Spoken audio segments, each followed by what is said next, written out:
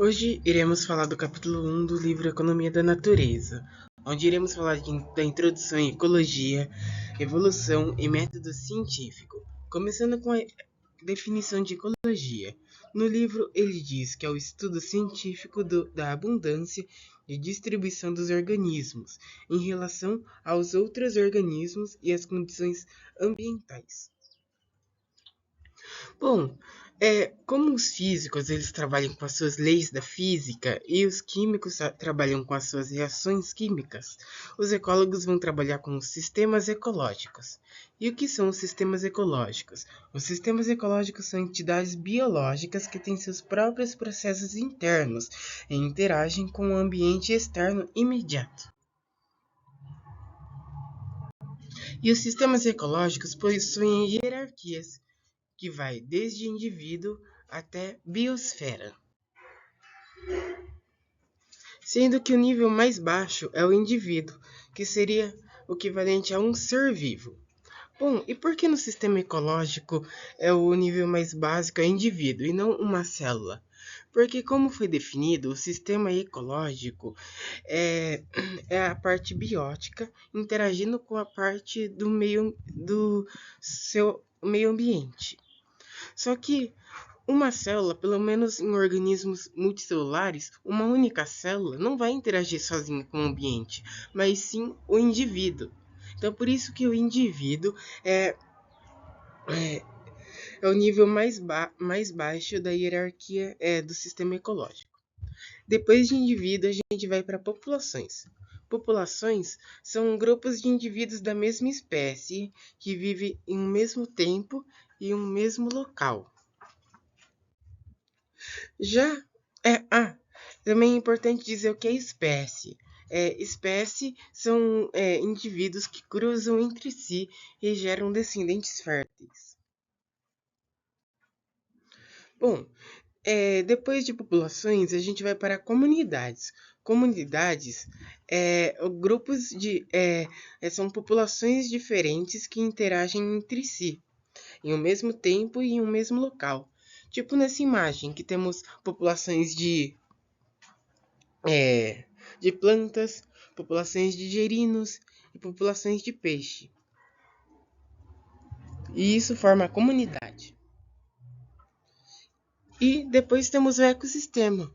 O ecossistema é a interação da comunidade com o ambiente abiótico, que são questões físicas e químicas, como a luz do sol, ou o pH da água, nesse caso, ou a sua temperatura. E todos os ecossistemas são interligados entre si. E toda a junção do ecossistema, de todos os ecossistemas, a gente chama de biosfera. Cada nível hierárquico funciona de um jeito diferente. Assim, o ecólogo que for estudar diferentes hierarquias também vai estudar diferentes coisas. E cada nível hierárquico a gente vai dizer que tem uma abordagem diferente. Por exemplo, quando um ecólogo for estudar a nível de indivíduo, o ecólogo vai estudar as adaptações morfológicas e fisiológicas, hábitos alimentares, por exemplo, que faz com que o indivíduo consiga sobreviver em um local. Já o ecólogo que for estudar populações, ele vai estudar o tamanho da população ao longo do tempo, a natalidade e a mortalidade dos indivíduos dessa população, a composição, que seria a proporção entre machos e fêmeas, e a variabilidade genética. Já quem for estudar comunidade, o ecólogo vai se atentar à diversidade e abundância relativa dos diferentes tipos de organismos que vivem em um mesmo local. No livro, ele dá um exemplo nessa imagem, que vamos imaginar um ecólogo estudando essa planície na África. Ele poderia se perguntar como guepardos afetam a abundância de gazelas e como as gazelas afetam a abundância de plantas que elas consomem. Já quem for estudar comunidades vai estudar o fluxo de matéria e energia que passa entre os organismos. Por exemplo, a gente pode pensar um ecólogo que for estudar um rio contaminado na Amazônia que está contaminado por mercúrio. O ecólogo poderia se perguntar como o mercúrio passa de organismos pequenos para peixes maiores até chegar no ser humano, por exemplo. E, por fim, quem for estudar biosfera, é, o ecólogo ele vai estudar o movimento da água, o movimento da ar e da água na superfície terrestre. A gente poderia, por exemplo, pensar em uma pergunta em relação a essa hierarquia de como as correntes marítimas elas meio que direcionam os nutrientes. É importante dizer que tudo está interligado. Todos os níveis hierárquicos estão interligados entre si. A gente só coloca em caixinhas para ficar mais fácil da gente estudar.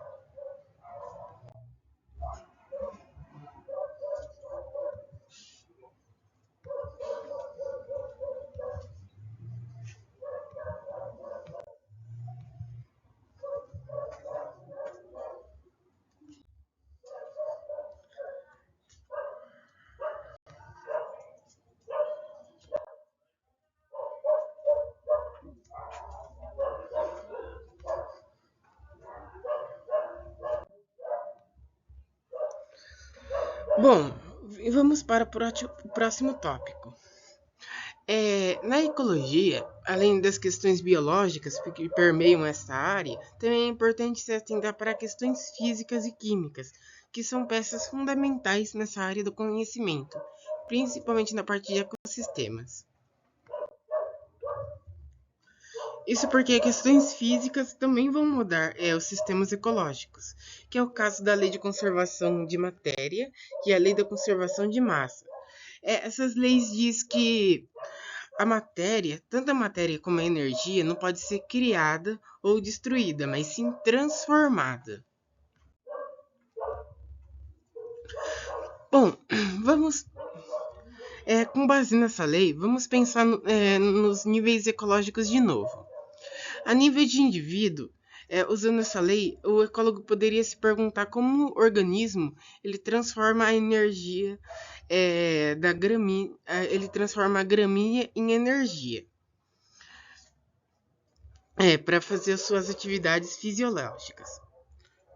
Para populações, podemos pensar o quanto a população pode consumir de gramínea, ela pode consumir de gramínea.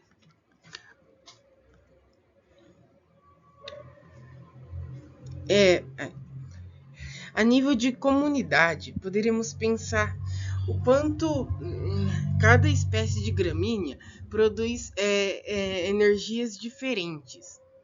E a níveis de ecossistema, poderíamos pensar o quanto a energia que a gramínea produz através do sol pela fotossíntese, ela passa de organismos herbívoros para depois de carnívoros.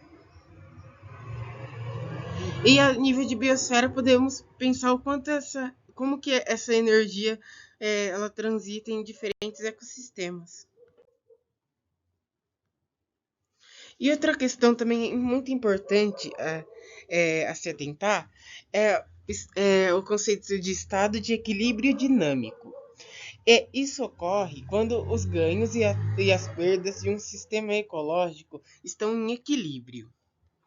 Como assim? Vamos de novo ver cada nível ecológico para entender melhor.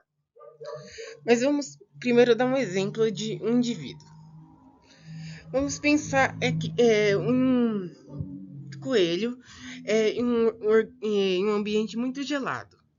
Como esse ambiente está mais gelado do que o seu corpo, esse indivíduo ele tende a perder calor para esse ambiente. Essa perda ela tem que ser compensada pelo ganho de temperatura que o seu próprio corpo irá produzir. E essa compensação de ganhos pela perda é chamado de equilíbrio dinâmico. A nível de indivíduo, o que também poderia ocorrer de perda seriam a excreção, os excrementos que esse indivíduo produz, que são compensados pelos ganhos de alimento, pelo alimento que ele consome. Já a nível de populações, o que uma população poderia perder nesse sistema seriam as mortes e as emigrações, que seriam compensados pelos ganhos de nascimentos e imigrações de indivíduos nessas populações. Já a nível de comunidade, seria a extinção de espécies, que seria compensado pela chegada de novas espécies.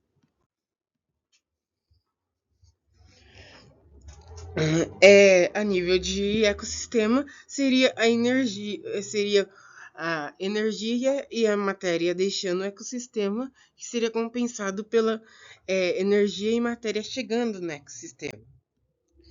E a nível de biosfera, seria a luz solar, a energia solar sendo transmitida de volta para o espaço, que seria compensado pela energia do Sol entrando na Terra. Agora vamos falar de evolução. Bom, antes de falar de evolução, é importante a gente falar de dois nomezinhos importantes, que é o fenótipo e o genótipo. O fenótipo são as características do organismo, como a cor do indivíduo, por exemplo, o seu comportamento, o pelo do organismo, o tipo de organismo, assim por diante. E o genótipo seriam as características que são definidas pelo seu genoma. Para a gente entender melhor, vamos pensar em efeito de comparação, vamos pensar em um bolo. Um bolo de cenoura. O bolo de cenoura, ele tem suas características próprias, como a sua cor, o seu cheiro, o seu sabor e a sua textura. Essas características o que a gente poderia chamar de fenótipo. Só que essas características são definidas pela sua receita, pelas instruções que estão na sua receita. Essas instruções seriam o genótipo, que no caso dos organismos, essa instrução estaria em seu DNA. Bom, a evolução por seleção natural, como que ocorre? Ela ocorre em três processos. Os indivíduos eles apresentam diferentes características. Depois, essas características diferentes, elas são herdadas por seus descendentes. E três, essas características diferentes, elas vão proporcionar uma vantagem no seu ambiente em relação aos outros indivíduos da sua população. O livro ele dá um exemplo. Vejamos essa população de lagartas, onde tem indivíduos de diferentes cores, que são as lagartas de cor roxa e as lagartas de cor marrom. E essas características elas vão ser herdadas por seus descendentes. Só que concorda que as lagartas de cor marrom elas vão ter uma vantagem em relação às lagartas de cor roxa, porque elas vão se disfarçar no ambiente em relação aos seus predadores. Com o tempo, vai haver apenas lagartas marrons e elas vão se sobressair ao ambiente. Isso que seria a seleção natural.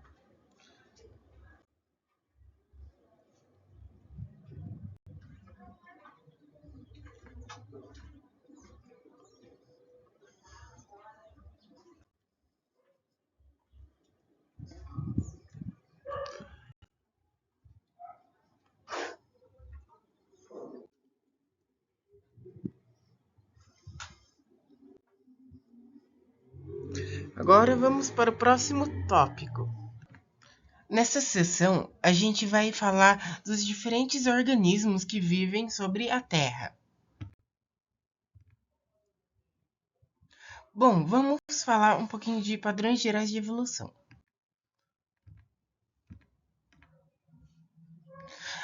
Eu comentei agora há pouco sobre a seleção natural.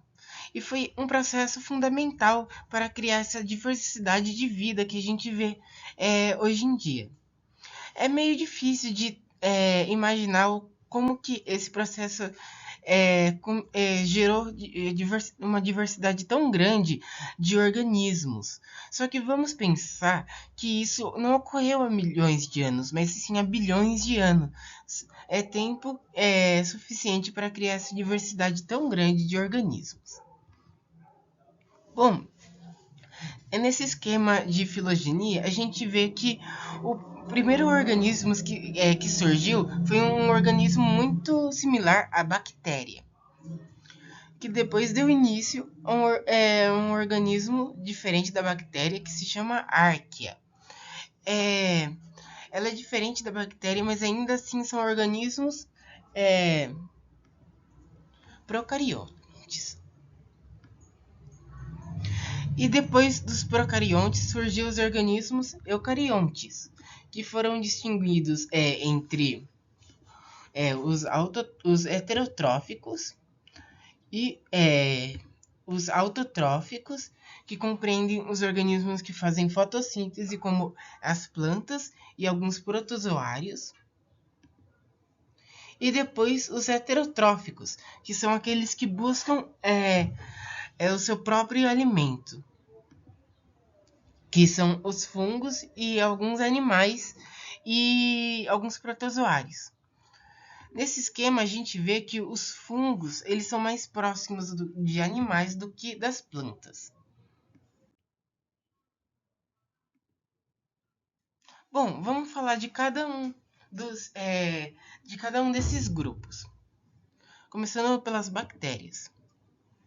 As bactérias, vamos imaginar que as bactérias elas são como se fossem fabricazinhas bioquímicas. Isso porque elas meio que é isso que acontece. São nesses seres vivos a principal importância ecológica desses seres vivos são as reações químicas que ela produz, como a fixação do nitrogênio, sendo que um importante composto que estão nas proteínas e outros compostos químicos. E também ela está presente em um fenômeno que a gente chama de bloom de algas. Essas algas são chamadas de cianobactérias ou algas azuis, mas elas são bactérias. E esse fenômeno ocorre porque é um acúmulo de nutrientes nessa água, o que faz que ocorre um grande número de cianobactérias nessas águas. Bom, os protistas. Os protistas são um grupo parafilético, ou seja, eles não têm um parentesco evolutivo entre si. Os biólogos criaram esse grupo porque eles não conseguiram colocar esses organismos nos grupos já existentes, devido às suas características peculiares. E graças a isso, temos diversas estratégias de vida, diversas características nesses organismos. Por exemplo, existem organismos autotróficos, aqueles que produzem o seu próprio alimento, mais especificamente pela fotossíntese. E existem ainda nesse mesmo grupo organismos heterotróficos, ou seja, aqueles que caçam no ambiente os seus compostos orgânicos. Nesse mesmo grupo temos organismos unicelulares, que possuem apenas uma célula, e organismos multicelulares, que possuem muitas células. No entanto, é importante dizer que todos esses organismos já são eucariontes. E um exemplo de protista são as algas. As algas elas não são do reino das plantas, mas sim são protistas. Porque, embora elas pareçam muito com plantas, se a gente observar a sua estrutura do seu tecido, uma estrutura muito, muito simples que não pode ser classificada no mesmo grupo das plantas. E já falando nela, vamos falar das plantas. Como a gente sabe, as plantas são seres autotróficos, mais especificamente seres fotossintetizantes, que produzem seu alimento através da luz do sol.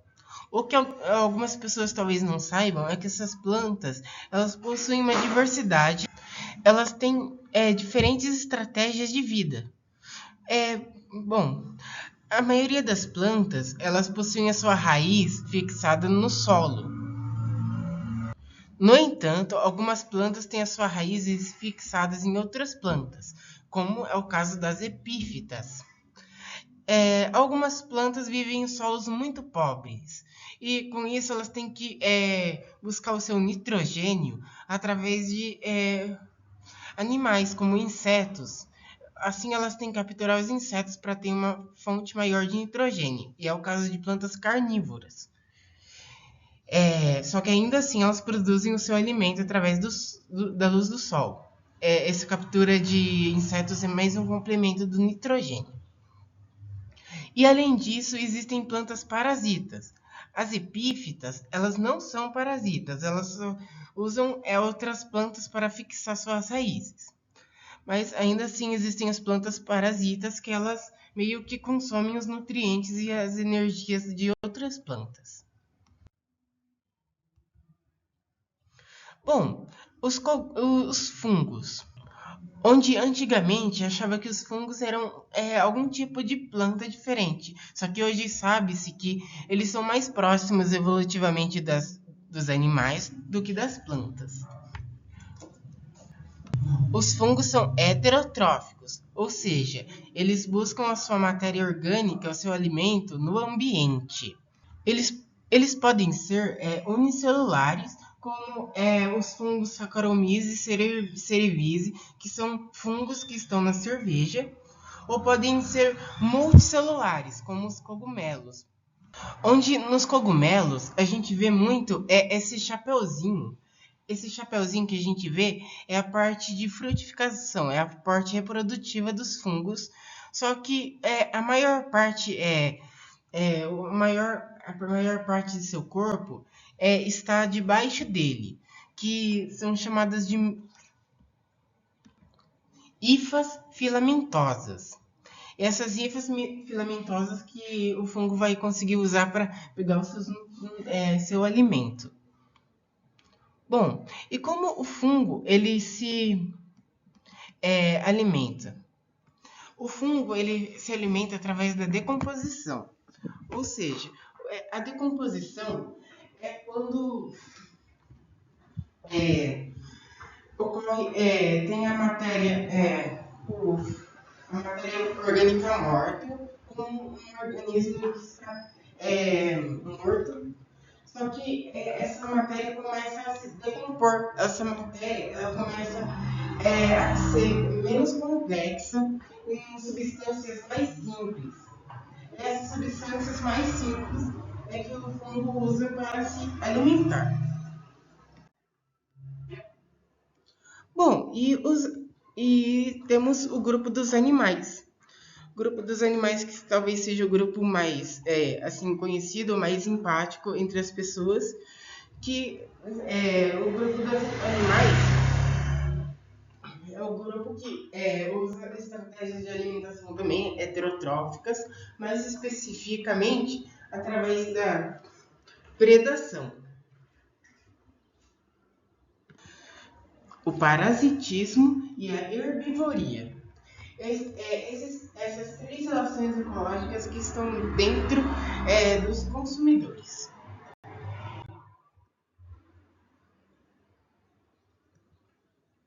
Bom, aqui temos uma classificação dos organismos com base nas suas estratégias para adquirir energia.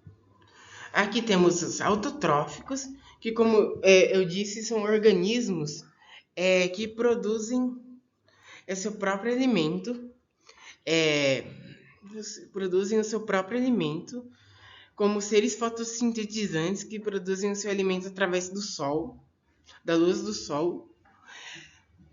E aqui também vemos os mixozoários. Os mixozoários, eles são um grupo diferente de organismos, pois eles utilizam as duas estratégias.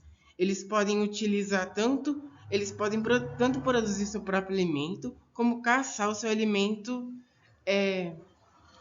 como caçar o seu alimento no ambiente. E essa é uma estratégia muito compartilhada entre algumas algas. E por fim, o grupo dos heterotróficos, que podem ser os fungos e os animais. Os fungos usando a estratégia de decompositores e os animais de consumidores.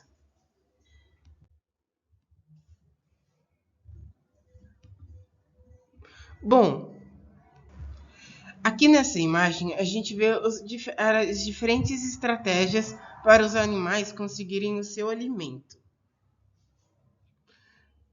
Esse organismo, que está destacado em azul, ele é um parasitoide. Um parasitoide é um tipo de predador e não um parasita. Qual a definição de predador? Predadores são organismos que consomem parte ou inteiramente as suas presas e as matando no processo. E essa definição encaixa nos parasitoides. Os parasitoides, eles consomem, eles devoram as suas presas, mas por dentro, consumindo os seus tecidos por dentro, os matando no processo. Depois temos os predadores, que destacado em amarelo.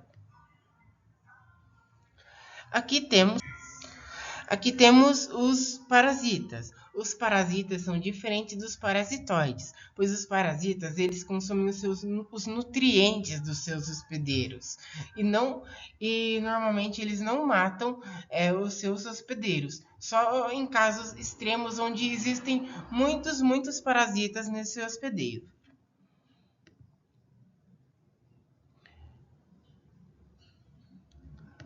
Não, eu acabei confundindo. O parasita, ele está destacado em roxo, que é o carrapato, que está no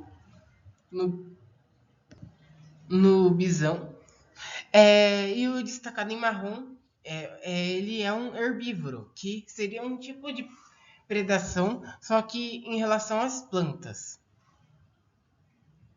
E cada um desses 4 tipos de relação ecológica a gente chama de consumidores, pois eles consomem sendo os nutrientes ou os próprios indivíduos para sobreviver. Bom, e cada um dessas relações é um tipo de relação desarmônica, onde esse tipo de relação é quando um se beneficia, representado pelo maisinho, e outro ele é prejudicado, representado pelo menos. Isso porque ele vai consumir os seus nutrientes, ou o próprio animal, e o outro ele vai ser morto, ou ele vai ter os seus nutrientes perdidos. Bom, outro tipo de relação ecológica é a competição. A competição é uma relação ecológica quando os dois acabam sendo prejudicados. Isso porque na competição ocorre quando você tem uma competição, seja por uma fêmea ou por recursos alimentares, por exemplo. Só que mesmo que um acabe sendo ganhando, né, nessa competição, há um gasto de energia muito prejudicial para esse indivíduo. Ou seja, os dois meio que acabam sendo é, sofrendo um estresse, sendo prejudicados nessa relação.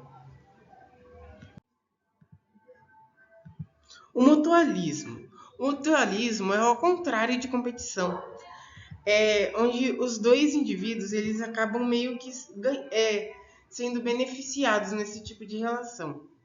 Eu dei um exemplo de mutualismo, que seriam os líquens. Os líquens são uma associação entre algas e fungos, onde as algas elas vão dar alimento para os fungos pela fotossíntese e os fungos vão proporcionar nutrientes para essas algas.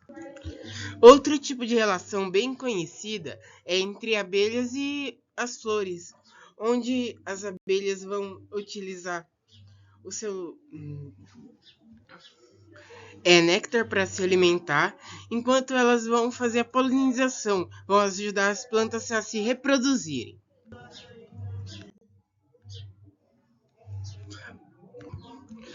Vale dizer que dentro do mutualismo pode existir uma relação simbiótica, como que seria o caso dos líquens, onde organismos diferentes eles vivem meio que relacionados fisicamente entre si, meio que um perto do outro ou dentro do outro.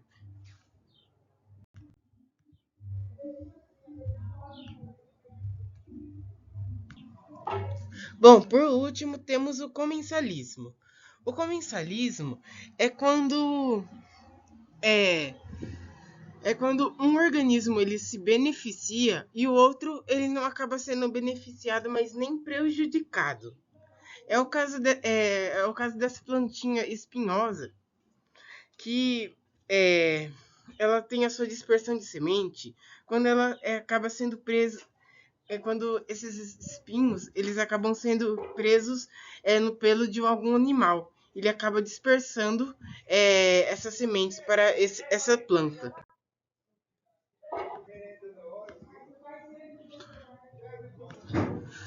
É importante dizer que existem vários tipos de consumidores de matéria orgânica morta. Bom, eu falei dos decompositores, mas além deles existem outros tipos, que são os carniceiros. Os carniceiros, eles vão consumir eles vão consumir o animal morto. E temos os detritívoros, que vão, como o nome diz, eles vão comer detritos, pedacinhos dos restantes dos animais mortos. E os decompositores, que, como foi mencionado antes, eles transformam a matéria orgânica morta em substâncias menos complexas e com essas substâncias menos complexas que eles vão se alimentar. Bom, um outro conceito importante é o conceito de habitat e nicho. O habitat ele é o local onde o organismo mora. E o nicho são as coisas, os recursos importantes que o animal ele vai utilizar nesse habitat. Aqui vemos diferentes tipos de habitats com diferentes características, tipo ambientes florestais ou ambientes aquáticos, ou ainda ambientes como um campo.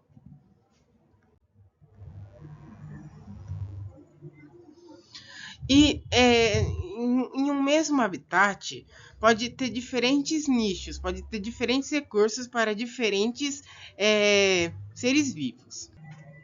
Como por exemplo, nessa imagem vemos uma broca do milho que é especializada em alimentar-se de plantas de milho. Ou o besouro da batata colorado, que é especializado em se alimentar das folhas da planta da batata. ou a lagarta de borboleta branca do repolho, que é especializada em folhas de repolho, de brócolis e da couve-flor. Ou seja, mesmo em habitat, em um lugar físico igual, eles possuem nichos diferentes, ou seja, eles possuem recursos diferentes para sobreviver.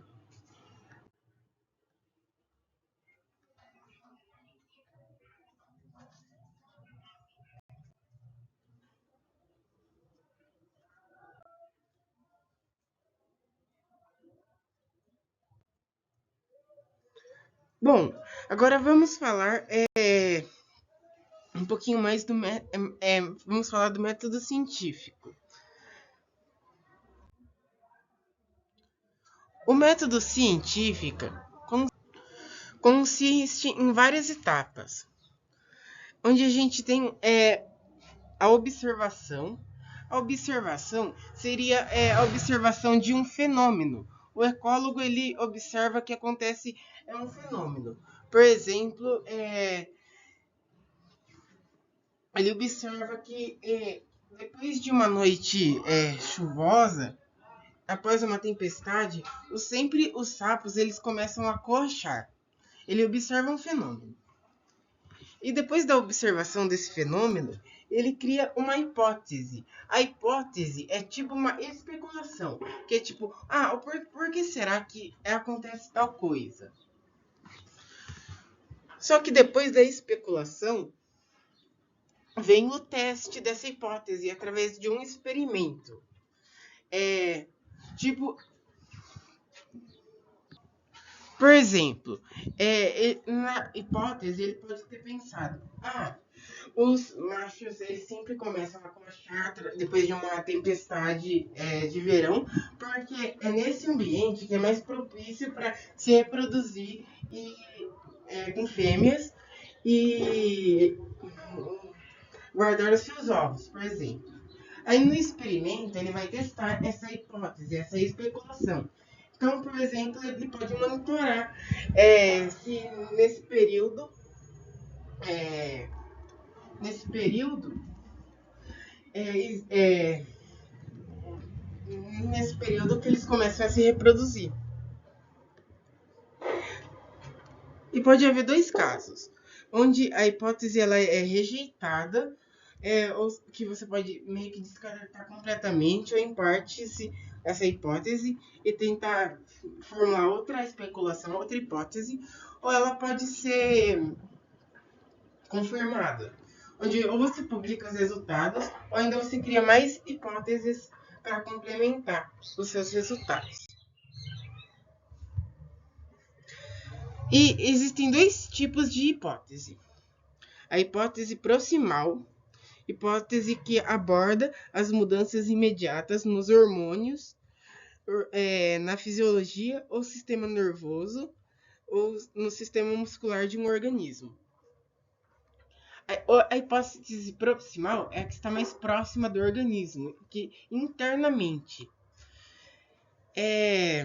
Nesse caso dos sapos, a hipótese proximal poderia dizer, como que o sapo ele meio que sente o ambiente para ele começar a coachar. E por fim, a hipótese final. A hipótese final é em relação à evolução, que tenta explicar quais são as causas evolutivas por detrás desse processo.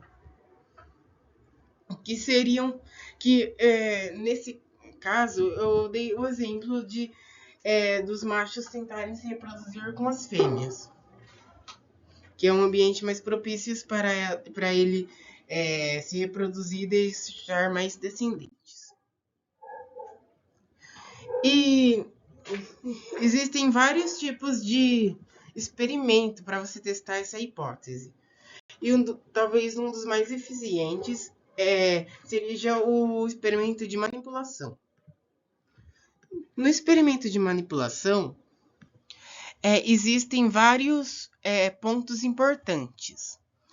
Mas o que a gente pode definir como experimento de manipulação é quando o cientista ele manipula uma variável e ele vê como essa variável ela se comporta nessa manipulação.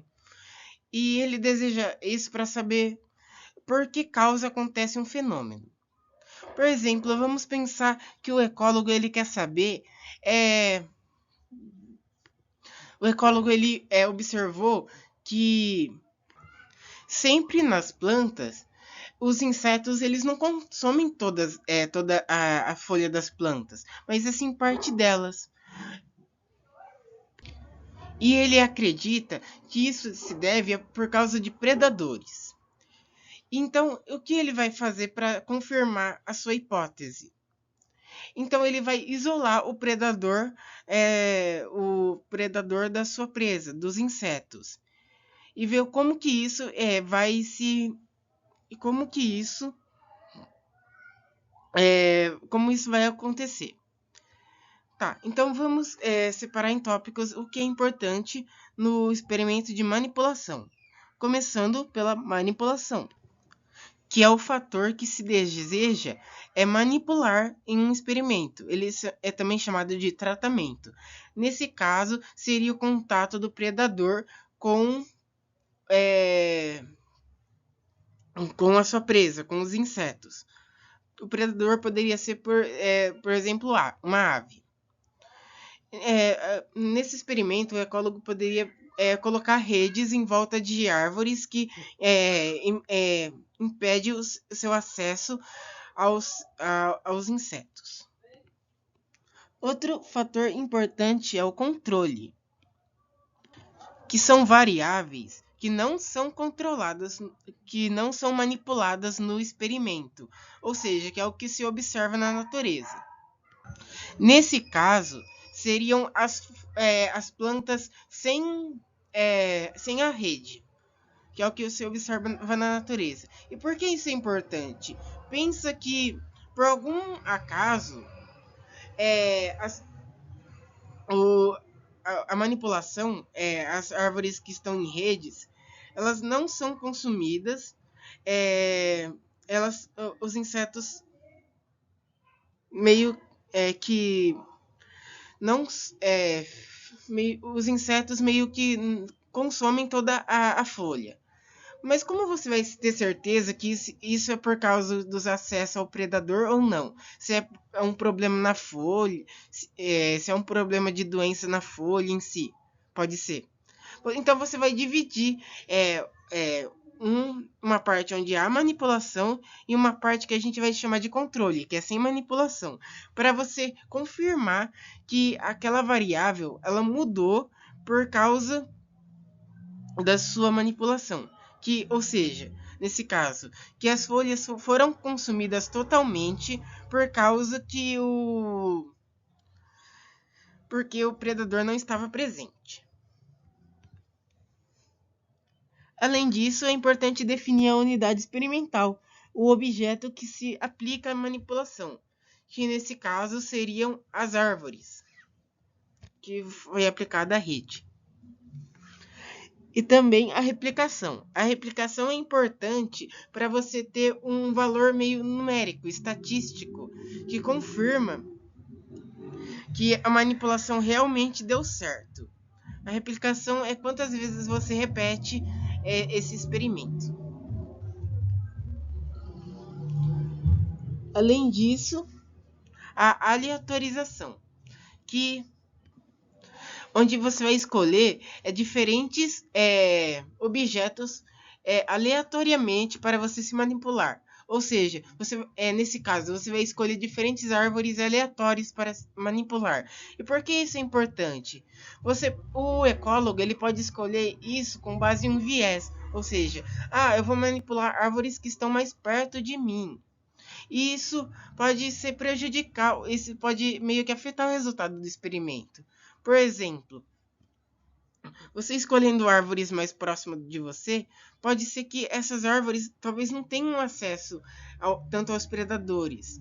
Por isso que o inseto ele vai consumir mais folhas nessas árvores. Só que você escolhendo árvores aleatórias, espaçadas entre si, você vai ter uma confiança a mais nesse resultado.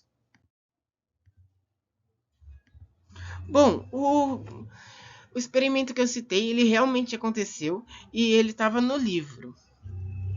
E aqui vemos o resultado que ele proporcionou. O controle, ele tá na barra azul e a manipulação na barra vermelha. E o que vemos nesse gráfico? Que no controle houve uma densidade menor de predadores e houve uma densidade maior de massa foliar. Ou seja, as folhas ficaram mais intactas do que, do que a manipulação. Onde na manipulação houve uma densidade maior de insetos nas folhas e as folhas foram mais consumidas. Ou seja, o que a gente pode concluir com isso? Que na presença de aves, de predadores, elas meio que controlam o quanto vai sobrar de. Ela meio que interfere em ter folhas mais intactas do que ambientes que não tenham predadores.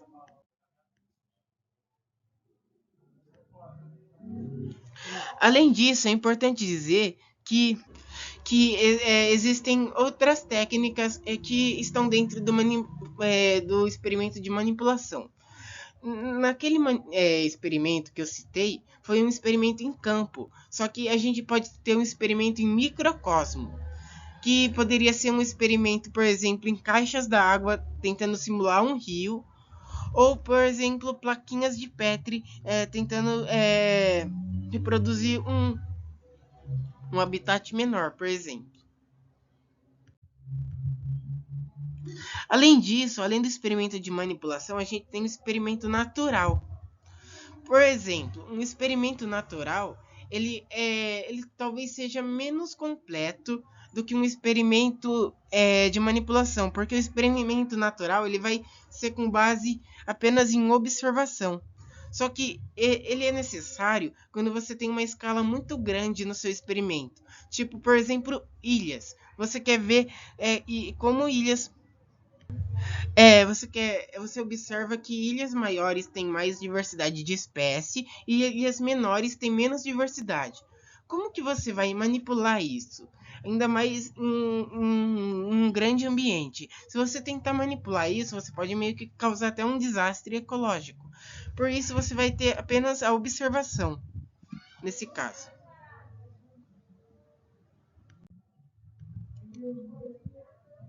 Além disso, os ecólogos usam os modelos matemáticos. Os modelos matemáticos são a representação de um sistema, utilizando um conjunto de equações que descrevem as relações hipotéticas entre os componentes desse sistema.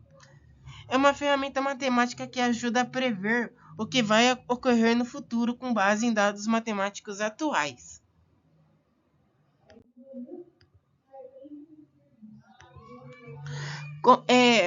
Utilizando, por exemplo, é, modelos matemáticos, a gente meio que pode prever o quanto de CO2 pode aumentar nos últimos anos na atmosfera. Utilizando emissões de. Utilizando especulações matemáticas para ver quanto o CO2 ele pode ser emitido na atmosfera e quanto pode ser sequestrado pelas árvores que existem no nosso planeta.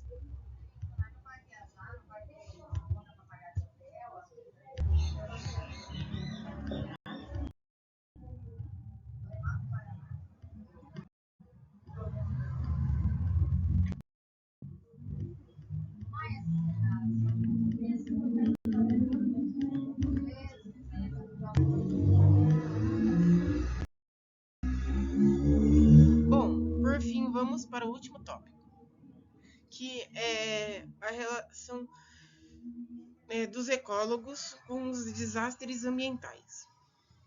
Bom, como a gente sabe, os humanos vêm impactando muito o meio ambiente.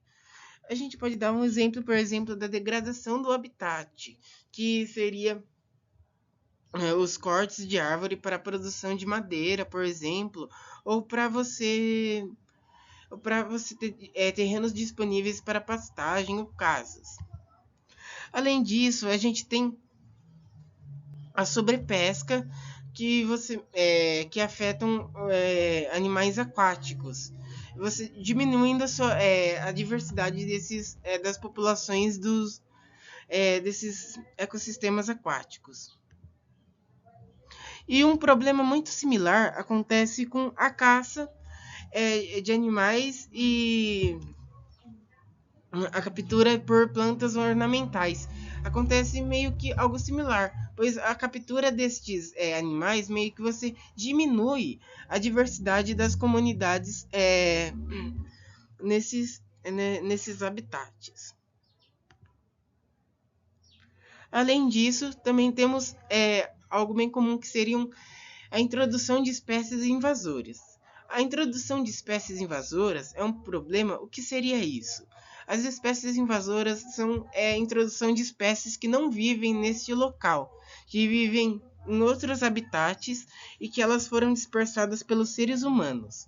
Isso é um problema, pois nesses habitats, esses predadores, esses animais, essas plantas, eles não têm predadores, fazendo com que eles se dispersam grandemente e ocupem o espaço de organismos que viviam ali. E talvez um dos problemas mais conhecidos que sejam a emissão de CO2, provocando o aquecimento global. Bom, eu comentei sobre a hierarquia ecológica dos sistemas ecológicos. E utilizando a hierarquia ecológica, a gente pode estudar os impactos dos seres humanos em cada nível ecológico. Por exemplo, no nível de organismo. Nesse nível, poderia ser possível investigar como os pesticidas, os agrotóxicos pulverizados no ambiente pode afetar cada um dos muitos tecidos e sistemas de órgão de animal, levando a mudanças no comportamento, no crescimento e na sua reprodução. No nível de comunidade, pode-se perguntar: como a diminuição na abundância de uma espécie causada pela exploração comercial pode afetar as populações de outras espécies naquela comunidade? A nível de biosfera, poderíamos desejar quantificar o grande número de fontes que emitem CO2 para a atmosfera e compreender os processos que o retiram dela. Bom, e o ecólogo? A função do ecólogo é tentar mitigar todos esses problemas citados. Para isso, é necessário ter um conhecimento básico, consolidado nesses sistemas ecológicos que eu comentei, desde organismos até a biosfera, e que será proporcionado nos capítulos deste livro.